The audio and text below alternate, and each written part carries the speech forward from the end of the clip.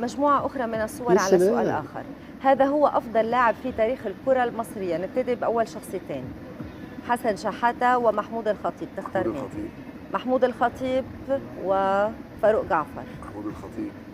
كمان محمود الخطيب. اثنيناتهم زملكاوية ها؟ لا مش ما لها علاقة. ما عنديش مشكلة. اوكي. مع محمود الخطيب صالح سليم. محمود الخطيب. برضه طبعا صالح سليم طبعا، لكن محمود الخطيب قاعد في الملاعب أكتر من صالح. طيب. إبراهيم يوسف ومحمود الخطيب. الله يرحمه إبراهيم محمود الخطيب. محمود الخطيب ده كان حدوتة. عصام الحضري. محمود الخطيب. عصام بقى هنخش في جامايكا، هو حتى اولاده قعدوا يقولوا جامايكا دلوقتي. محمود الخطيب طبعا. طيب حسام حسن. يا سلام. والخطيب. محمود الخطيب اسطوره لم ولن تتكرر، عشان نجيب من الاخر. تمام. بعد عندنا 3 اسماء. هاني رمزي. محمود الخطيب. خلاص نقفلها. الاسطوره لن تتكرر، لن ولن تتكرر. سؤال اخير، محمد ابو تريكه.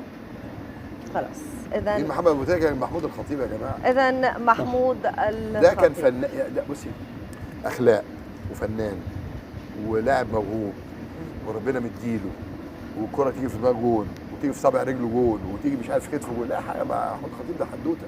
محترمي طبعا لحسن شحاته وفاروق جعفر وابراهيم يوسف طبعا اقرب الى قلبي عشان زملكاويه، لكن انا ما بعرفش اجي. وطبعا صالح سليم اسطوره في الاداره، مش في الكوره، في الاداره. محمود الخطيب.